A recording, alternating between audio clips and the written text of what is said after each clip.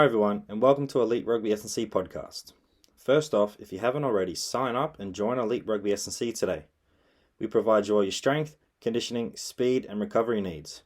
You can try before you buy, so try our 7-day $7 trial to get a taste of what we offer here at Elite Rugby SandC. Sign up to our newsletter and receive free bonus content each and every single week. So take your game to the next level, become a beast, and join Elite Rugby SandC today. Today on the podcast, I speak with Brumbies tight head prop Tom Ross. Tom made his debut for the Brumbies back in 2019 and has made 24 appearances.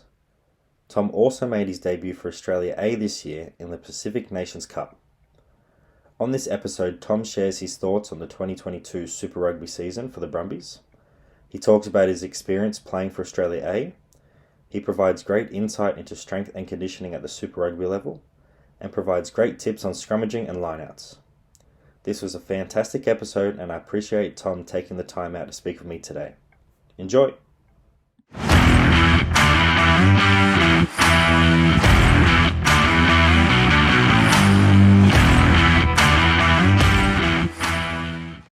So g'day Tom, how are you? Doing well, Kieren. How are you? Yeah, I'm going really well, thanks. So first off, congrats on the selection and playing for Australia A. How did you find that experience? Yeah, it was pretty awesome. I've never been a part of something like that.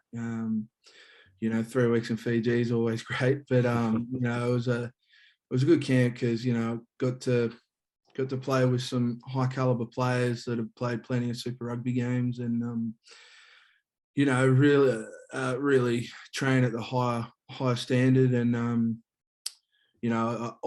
weather-wise, it was also a lot warmer than Canberra, so it was nice. Yeah, I saw a few stories on Instagrams from a few players, just like, it was sweating heaps, and being a bigger boy like yourself, you must have just been sweating buckets over there. Yeah. Well, when I come back, talking to Conor McInerney from Brumbies, I was just trying to explain to him how hot it was. Like I'd been in a sauna for 3 weeks, so nice and warm, and but I enjoyed it. Were players losing a bit of weight after the games? Yeah, in terms of sweat, it was a bit funny watching boys trade jerseys after the game because both sets of jerseys were just dripping in sweat and fluid. So no, it was always a warm contest, but still a great experience. What are some of the key things you took away from that experience? I think the first week I had a little calf niggle, so the plan was always to try and get me fit for that last game against Tonga. And then, obviously had the full week leading into Tonga, get the body right and the mind right. And, I had a blast, and I think it was just, to play with a different bunch of boys and, try to see how I went on that kind of level. I've never played a international side, so to run up against Tonga, they've got some strong players in there. It was Lousy, one of the big second rowers, Sam Lousy. I think Israel was meant to play that game, but they might have held him off, and guys like Fekatoa as well was part of that squad. So they were a good outfit, and I enjoyed the experience. That's awesome, mate. So let's take a step back. So growing up as a young lad, how did you end up playing footy? I ended up playing footy, obviously, when I was younger. I was actually a pretty big boy growing up. And, mum and dad loved sport, loved footy. That was always the path I was going to take. And, they got me into rugby league when I was about 5. Didn't get into rugby till about 8, only because the under 8s was when tackle started for rugby. So, I was tackling ever since I was under 6s in league. So, when I came to rugby, I was ready to go and ready to get stuck in. So, I played all my juniors with Gungahlin Eagles, and then from there went on to Darren Marlin, and kind of went on from there. That's good, mate. Sounds like you've had a good career so far. How did you go last week for the Eagles? It was anniversary or something along those lines, was it? Yeah, Heritage Round. So Heritage round, yep.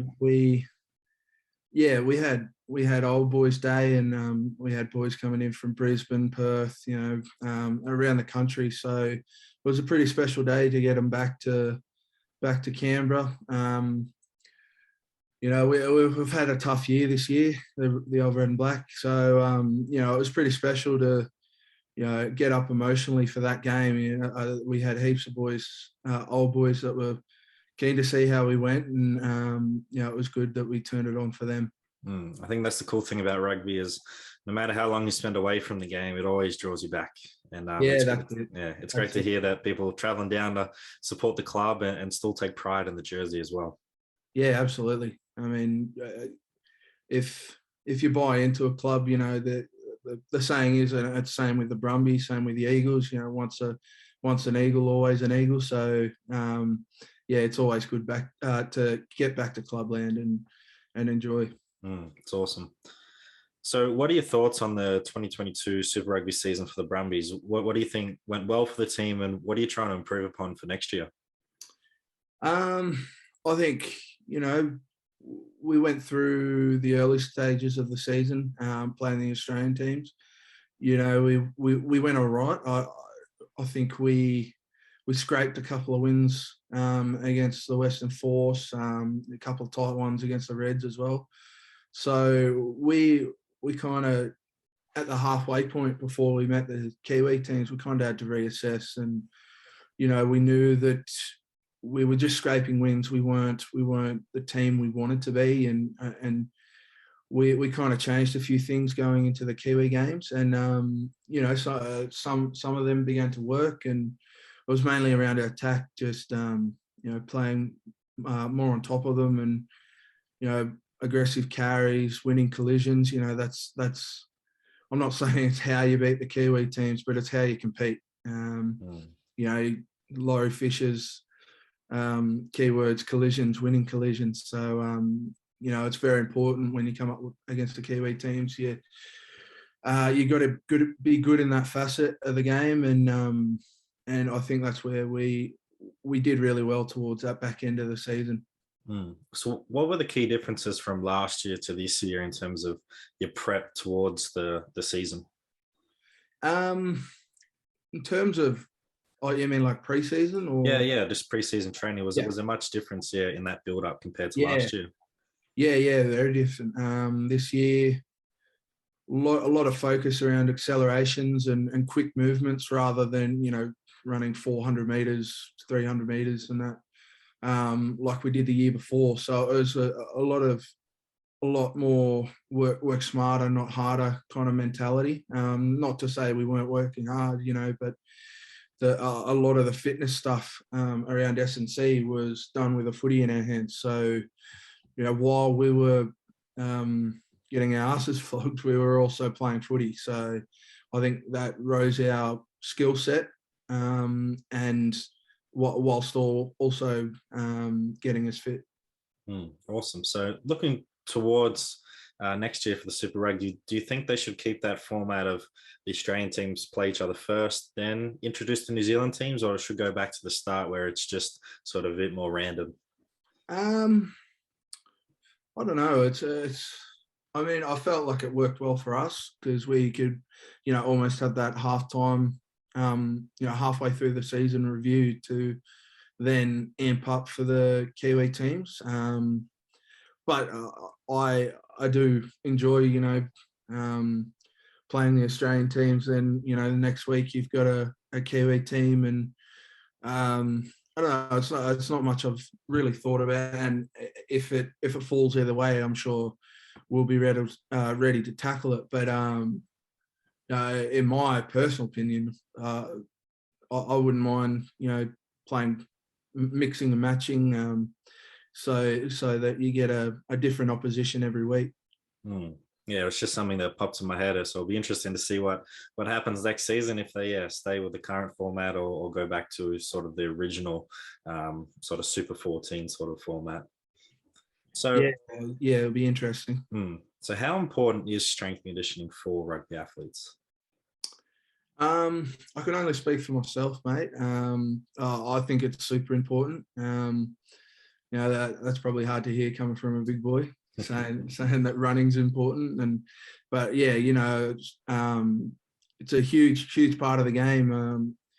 Not too many people realise that rugby is actually a really high aerobic kind of game where there's a lot of focus put on work off the ball. So when you don't have the footy in your hands, when you getting up from a carry, when you're getting set in the defensive line, there's a lot of movements, different movements that are fast and agile whilst also continuous. So the strength and conditioning's a huge part of the game. And also just looking at the front row, set piece wise, line outs, scrums, you got to prepare yourself for big collisions. So, around weights and that strength aspect, it's a very high contact sport. So you've got to prepare your muscles, your joints and all that kind of stuff for heavy collisions. I think the running part's sort of forgotten a bit sometimes, especially with the forwards, I would say. So it's really good that you mentioned that off the ball work, because you sort of see the tactics this year in Super Rugby is targeting that blind side. And that's the side where you normally, I just made a tackle, I'll get up and have a bit of a breather. And that they're coming straight back at you. So it's really cool that you mentioned that. Yeah, and it's constantly changing as well. As you said, the blind sides are becoming an absolute weapon. So you're right. It's a lot about how you bounce back up onto your feet and reload. So what are some things you've learned through strength and conditioning as your career has progressed? Probably around how personally, how I prepare myself for a game. I found that, most teams have the same routine where you've got to get 3 or 4 gym sessions in a week. But I found for myself that, getting a heavy squat and a good lower session early in the week really sets me up for later in the week, because, a lot of boys get DOMSy, or DOMS. I don't know what the actual term for it is. You probably know, but just delayed onset muscle soreness. That's the one. Yeah. I feel like the more I do something, the less DOMSy I become. So, just getting in that routine of preparing yourself early in the week so that, come game day, come later in the week, you don't have to do as much, but still know when game day comes, you've put the work in earlier in the week. It's preparing yourself, and it's noticing what's working for you as well. And just like you said, doing that leg session early in the week can really help you get prepared for later in the week, so you're not just having to play catch up and you're like, oh shit, I left my leg session or certain exercises a bit too late and I feel a bit heavy on game day and I don't really feel prepared. So it's definitely trial and error. And boys are different. So like a lot of boys are different, and around their preparations, it's just trying to find your happy medium and what gets you ready for the game. So when did you start training in the gym? I think it was about 14, 15. Wasn't, obviously it was more around flexibility and, introducing myself to the gym. And I'm pretty sure I started all that with Eagles. They got me in it was kind of a Darramal and Eagles mix. One of my family friends, Troy Atkins, actually got me into the gym when I was a bit younger, early mornings before school, just trying to get a bit of extra strength, kind of try to build those muscle areas that are so important for the sport. So, I'm not one for, getting in super early in terms of age. But when the time's right, you do need that introduction. Totally. It's for me, for athletes, it's, are you able to sort of be mature in the gym setting, and are you ready to go and train, not just sort of muck around and all that, because it is a dangerous place in there, and you just got to be mindful of everyone else. So if you're mentally ready to start training and learning, sweet, get in there. And it's not the be all end all early on in your career, because you've got to be able to play the game well and understand the skills and tactic. And it's when you're ready, and then start to go to the gym. But it's not all about the gym. It's the gym's helping you, but you also got to be able to pass, catch, tackle, and do all that stuff. Yeah, that's right. That's right. And if you're putting all your focus on the gym, well, then that means you're probably lacking in other areas. So it's all about that balance. But it's always interesting hearing when you talk to fellow rugby athletes when they first started off in the gym, because I'm just remembering when I first started, I was like, damn, I didn't know what the hell I was doing back then. I was just picking something that was free because it was a busy gym. You're like, oh yeah, I'll go and do that, or do that, or just ask one of the older boys, what are you doing? Can I do that as well? So it's always funny. When I started off with Troy, he had this list of exercises that we were doing, and I think Romanian deadlifts were, I had no idea what that meant. Even a deadlift was foreign to me. So it was, a lot of learning in those early years, and around the terminology and gym workouts. So it was good. Totally. So what does your current split look like? Because you're sort of playing club rugby at the moment, so in season. So what does that training split look like at the moment? At the moment, we've just been doing trainings in and out of Brums. So we've been doing 3 to 4 gym sessions, usually in the mornings, so that boys, if they've got to do uni or even work, this time of year, pick up a bit of cash, then the afternoons are free. And then we've got club trainings. For Eagles, it's Tuesday, Thursday night. So hopefully the weather dies down a bit, cools down a bit, which probably isn't Canberra. But we've got training tonight and then Thursday night, and then most of the boys are playing club on the weekend, which is good. Awesome. So how do you transition back from playing Super Rugby to club rugby? It's a bit of a skill and an art form, I would say, because the competition is so high, but then you come back and it's not as high. So how do you make the most of that transition back to clubland?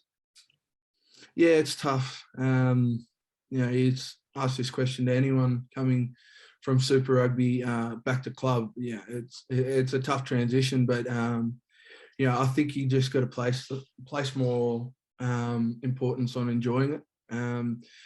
The first couple of games I came back for, I found myself just getting really frustrated, and I feel like club rugby's not too bad a standard, but you can't expect boys that only train twice a week to then turn out like a Super Rugby player on the weekend. So you just got to try work with them rather than get frustrated, get angry. So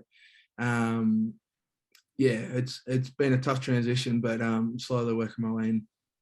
I think that's important for everyone. It's not just Super Rugby athletes coming back to first grade. It's, let's say you get dropped one week from first grade to second grade. Can you help the team get better and manage the emotions that you are like come up for you, and like, fuck, why did he drop the ball? Or, shit, come on. Like, can you be the leader and help build the team up to the standard that you want to see? And can you be a good teammate? Yeah, that's always the plan. When you come to club, you don't really want to fall down a standard. You want to bring everyone up. So, I think having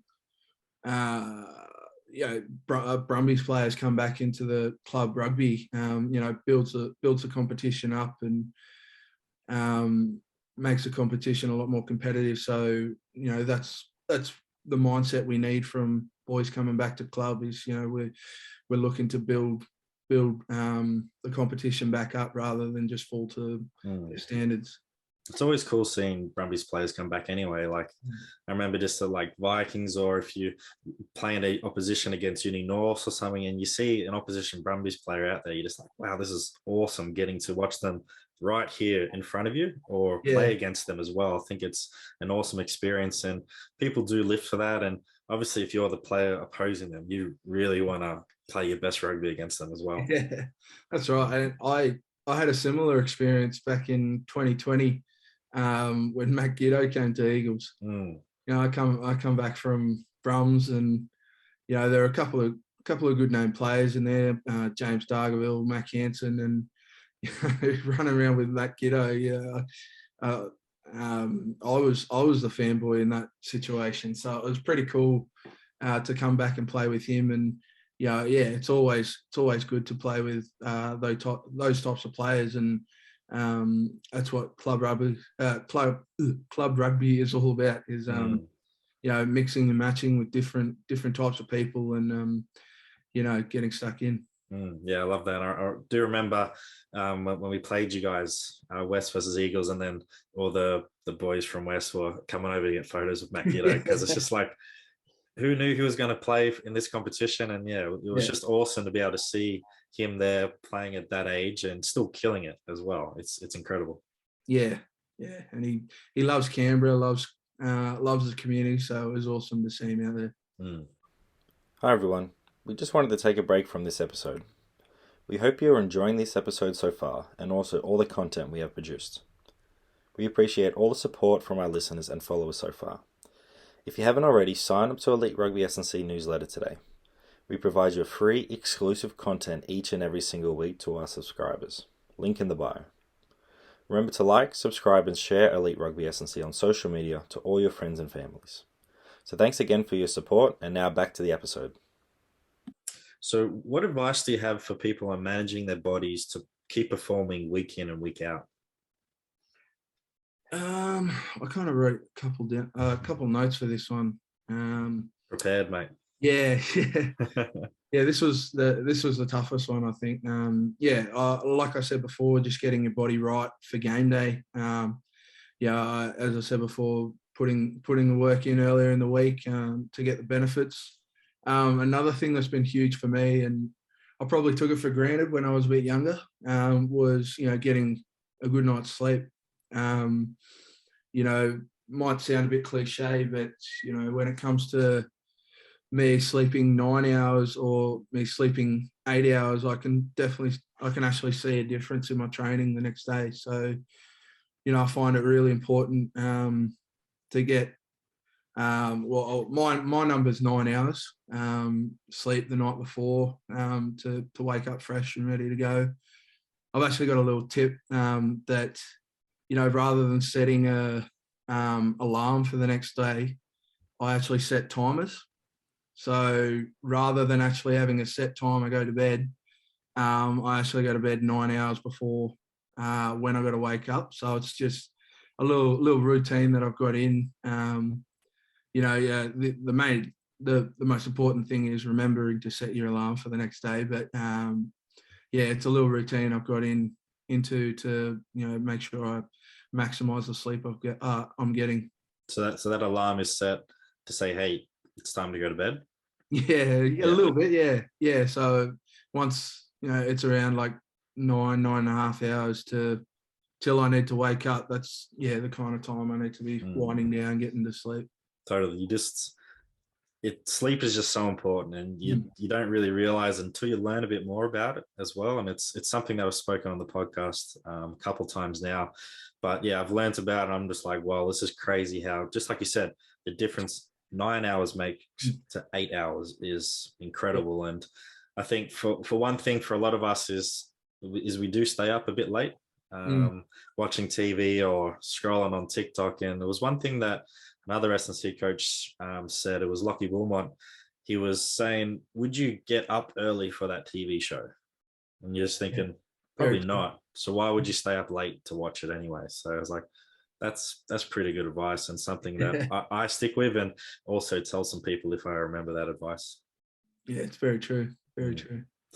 So what is your current setup being a tight head prop, what's the process you go through, and what are certain areas you're focusing on when you are scrummaging? Yeah. So my setup fairly stock standard, but I try to. I don't know if you see. I'll try to take a deep breath before getting set up. It's more around forgetting what's happened before, whether they've dropped the ball, we've dropped the ball, or whatever's going on, to then switching that focus to this is the scrum, this is the next thing, the most important part of the game, is the next step. So that's a little thing I've brought into my game, but other than that, the setup itself is fairly stock standard.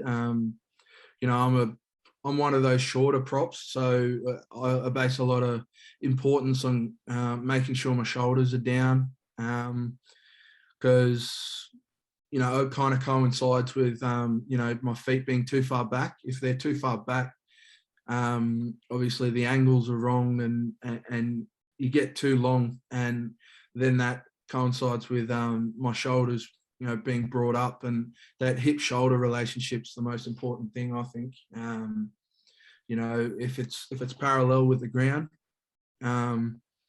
then you maximize the position of force. So yeah, I could talk about this stuff for days and not be sure if you understand, but yeah, the main importance is keeping shoulders pinned down so that loose heads can't dig you back up.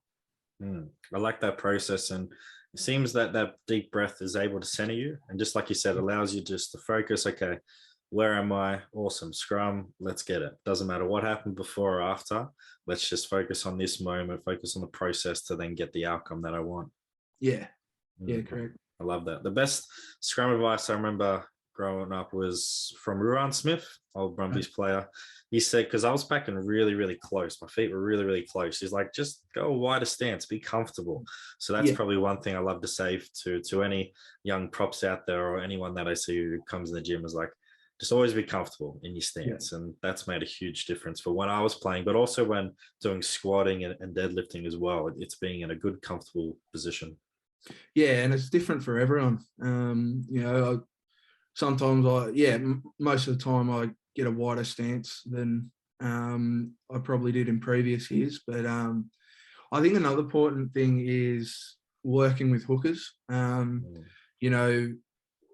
Like the way I pack with, say, Billy Pollard is completely different how I pack with, say, Lockie Lonigan.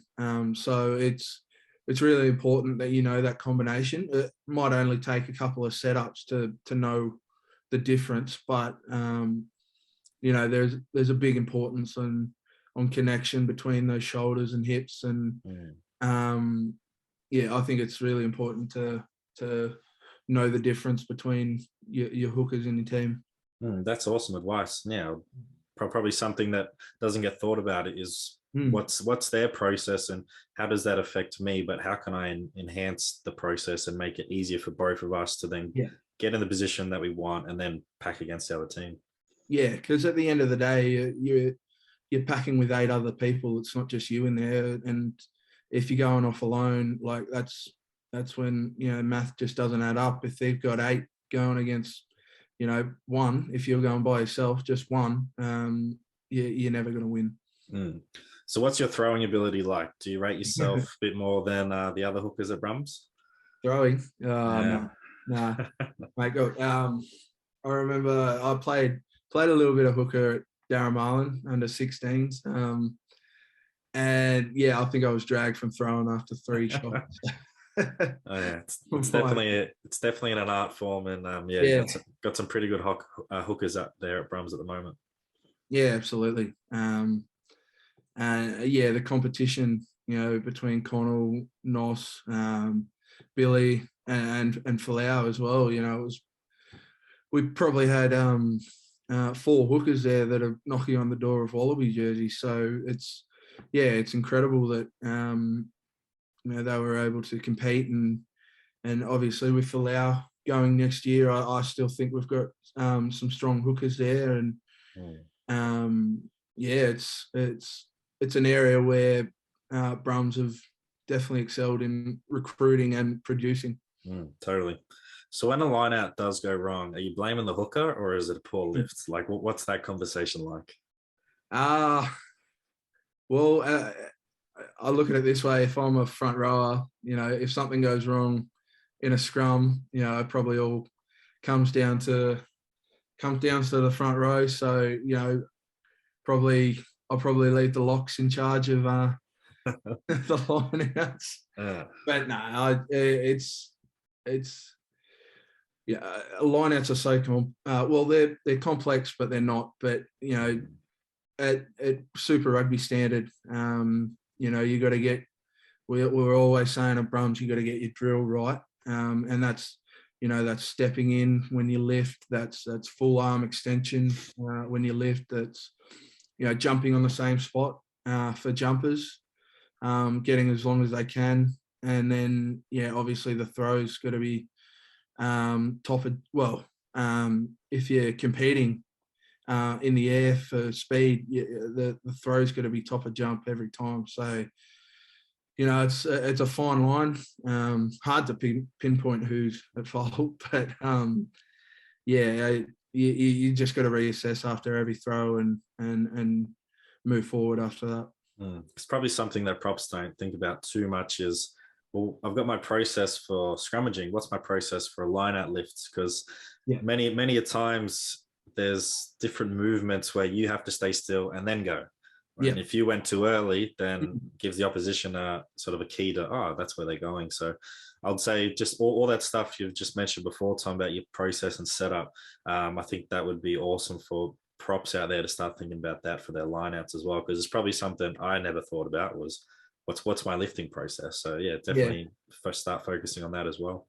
Yeah, and a lot of the time props are the bookends, so they're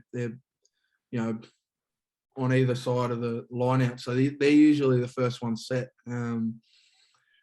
So making sure that they're setting the line out, they're making sure the line's straight, and from there it's making sure they get their lift right. That's just from a props perspective. It's a great perspective as well. Smartest people on the team, mate. Oh, I get that a lot.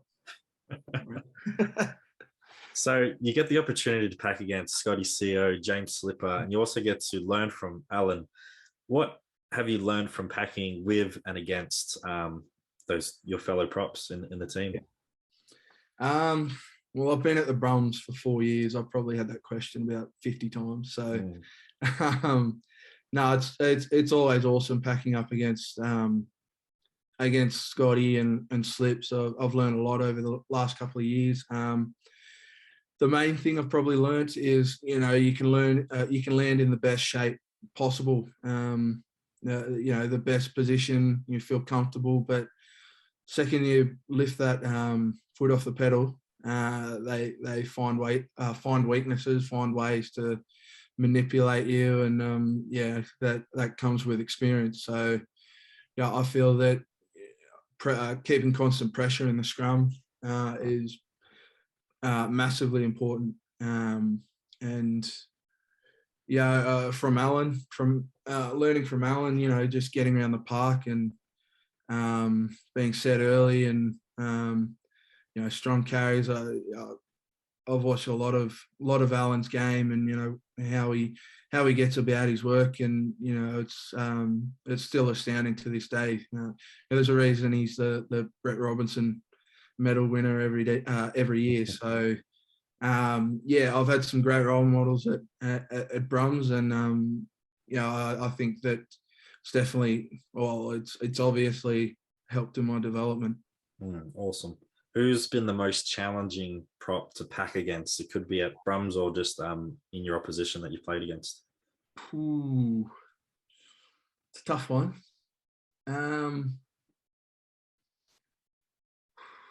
Probably Scotty will hate me for saying this, but I'll probably say it's Slips. Slips is, Scotty and Slips, both of them they have a different way of getting under you. So they both find a way, but I find Slips does a lot more work with his head, and his neck strength is incredible. So like I said, you feel like you're in a good position. You got him, and then next minute you're getting your ass handed to you. So, I've been very lucky and fortunate that I've had probably two of the best operators in the loose head position, not just in Australia, but probably the world. I've definitely learned a lot from them over the years. Awesome. So going on that comment you said about neck strength, what's your neck strength sort of program at the moment for like in the gym for our strength and conditioning, and how important is that neck strength for scrummaging? Yeah, I mean, we don't have actual sessions. Oh yeah, I didn't mean the session. Sorry, I just meant like, is there any specific stuff in your program? Yeah, there's a couple of drills that we do. A lot of band work around holds and compression and that kind of stuff. So we actually do a fair bit of work of that on that during the preseason. Building that neck strength. The thing with neck strength, I feel personally, but SandC people might disagree, but I feel like once you've built it up, it's actually hard to lose it. I mean, when you put all that hard work into it over the preseason, that going into games and that kind of thing, your neck strength's always going to be there because you're packing scrums, 2, 3, 4 sessions a week. So, including games. So, it's really important to build neck strength rather than to improve or that kind of thing. I'm not sure if that really answers your question. No, it does. And yeah, just like you said, you're doing so much scrummaging sessions during the week. You probably know how strong your neck feels and the good positions that you get into as well. So it's just sort of like we said, when you start off in the gym, it's not just doing all the strength work in the gym, it's then actually applying it and knowing, I feel really good in these scrum positions. And if I get into a bad position, I can then recorrect myself as well. So put the work in the preseason and you'll definitely reap the rewards during the in-season. Yeah, that's right. Have you noticed once you first started with Brums to now, like a different size in your neck and your traps? You feel like you've got a bit more meat around those parts? Yeah, I think so. I saw a photo of myself from when I started in 2019. It looked a lot different. Definitely around like face and neck and that kind of thing. Still had that puppy fat, and I mean, still got a bit of it now, but all front. It's protection, mate. It's protection. That's right. But you do make note of it, and it's pretty important to have good neck strength when scrummaging. Because I saw Connell at the start of the year and hadn't seen him like face to face in a while, and I was noticing like his traps gotten bigger, his neck's gotten bigger. I was like, there we go. Yeah. So those are the gains that you want as a prop. That's right. All those uppers are paying off, Connie. Yeah. Just shout out to Connell there. Yeah. So in 2021, you had the opportunity to head over the ditch to New Zealand and play for the Sutherland Stags. How was that experience, and what did you learn over there? For me, it was a good experience. I'd never lived out of home, so it was while it was a good experience, it's also how it had its challenges. I enjoyed getting out of my comfort zone, playing in a different area, down in the deep south of Invercargill. Very similar weather here to here, wet, miserable and cold. And, I've slotted in nicely with the group there. And, I think I learned a lot around, how the Kiwi teams prepare for games and, skill wise, I found the competition, while the physicality was probably up there with Super Rugby, wasn't quite the same, but the skill set was just unbelievable. Like even props, were throwing flick passes and offloads and that kind of thing. So, their skill sets, above and beyond, and that's something they work on, along with set piece, collisions and that kind of thing. There's always room for improvement when it comes to skill set. It's awesome, mate. It seemed like Brumbies did a lot of work that this year with just adding in those skills-based challenges and stuff like that, because you saw heaps of stuff on the Instagram with tennis balls, soccer balls, and all that different type of things. So yeah, I would say it's probably something growing up. I remember hearing all the times like props don't have to worry about passing or flick passing and all that. And nowadays it's like, well, if you can't pass and even flick pass, you're probably being a liability on the field. Yeah, well, even when I was younger, I had the same misconception that props run hard, tackle hard. That was about it. But when I think it was might have been Andy from Brums. He did a lot with our pathways, and he came to me and said, "Mate, you got to learn how to pass both ways." And I was 12, and I had a pretty good left, right to left, but left to right was non-existent. So I got to know how to. You got to learn how to spiral both ways. So put a lot of focus and work into that over the years, and he was right. They're not always going to be on that side. So it's really important for props to have that skill set in their back pocket. Not saying they have to use it every time, but when the time comes, they got to know when to pull the trigger, and if it means the difference between going down in a tackle or finishing off a try, props are got to have that in their arsenal. It's probably something that I've noticed clearly in the last sort of 2 to 3 years in the professional ranks, just watching is props are doing those little tip balls or playing out the back, and those passes are just been really crisp. So it's really cool to see that the professional players doing it, and then hopefully the young players watching those games like, wow, I actually got to learn how to pass and do those tip passes and play out the back and all that. Yeah, well, as I said, like from a young age, Andy Clark. Andy Clark. Yeah, Andy Clark had drilled it into us that props can pass. So I mean, it's massively important, and that's even something Dan McKellar's tried to drill into us over the last couple of years. So it's a huge part of the game. And props can also kick as well. Like, who's the best goal kicker out of the front row group, you reckon? Ooh, I don't know. We don't get too much of a opportunity. The backs get the shits when we usually kicking tees. So. But I don't know. Don't see too many props. I dare say Scotty C. I'd like to think he's the best, but I don't know. We'll just stick to scrums, I think. Yeah, just stick to scrums, alrighty. Scrums are difficult. Yeah. So, who would you say is the best teammate to room with, and who is the worst teammate to room with? Because Darcy Swain did call you out, you and Hoops as well, a few weeks back, saying Hoops was a bit of a snorer, and that's why we put Tom Hoops and Tom Ross together in the same room. Yeah, well, that's funny. I'd probably say Hoops is the best roommate.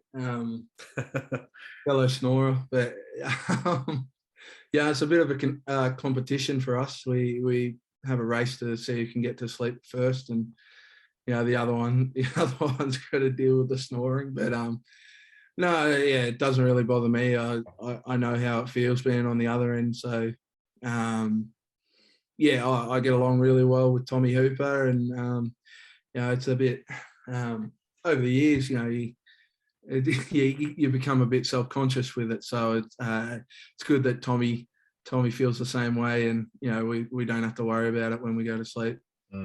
That's probably my pet peeve, is having to get to sleep first, because if the person next to me is snoring, I'm just like, geez, it's just hard for me to get to sleep if that person's making too much noise. Well, we're both pretty deep sleepers, and I have some troubles hearing in one of my ears, so I just sleep on my good ear, and makes it harder to hear. So it actually works out all right. That's awesome. So what is your game day routine? Is there a certain sort of like a process you like to go through to get yourself primed and ready to perform? Yeah, on game day, definitely. I probably map my game day around meals. You know, when to, because we play, you know, we have 3 o'clock games, we have 7 o'clock games, you know, it changes week to week. But you know, for say a 8 o'clock game here in Canberra, you know, probably enjoy your sleep in, get a good sleep and have a later brekkie. Yeah, and load up on a later brekkie, and then, you know, obviously our pre-match meals around 3-4 o'clock anyway, so that's probably more of a lunch per se. And then from there you're rolling into the game, and then, you know, around sleep, you know, as I said, you have a sleep in, and then probably after that big brekkie, you know, before we head into AIS for our feed for our pre-match meal as a team. So probably before that, I like to have a half an hour nap, just to recharge the batteries, and then there's also, you know, not just laying in bed all day, going for a walk with the dog or whatever it is, just getting outside and making sure there's blood flowing through the legs rather than just putting the feet up all day. Yeah, that's mainly my routine. Nothing too strenuous. What's the game day playlist? Is there certain songs you like to listen to, certain genre that you like to listen to? Yeah, see, I don't really listen to music much before a game. You know, a lot of the boys have headphones on and that kind of thing, but I don't tend to do it a lot. More so on game days. Sorry, not game day. Away games, I might chuck some headphones on, just so there's not too many other distractions. Whereas when I'm in Canberra, I know what I got to do, know what's going on, where I got to be. In terms of playlist, I was talking to someone the other day. You know, boys love their R&B and their pump up songs. Might sound weird, but a little country. A little bit of country music gets me going. Can't go wrong. A little bit of a sing-along. Yeah, usually gets the juices flowing. So, yeah, that's probably the playlist. What's your go-to songs at the moment on the country playlist? When we were in Australia, the Queensland Reds boys loved Luke Combs.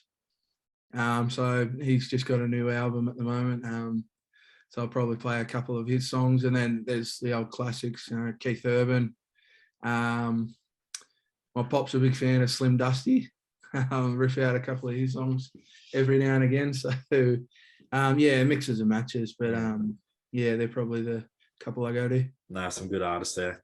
Who's the resident DJ in the gym? Is there certain players that like to take reins on the aux cord or the Bluetooth connection?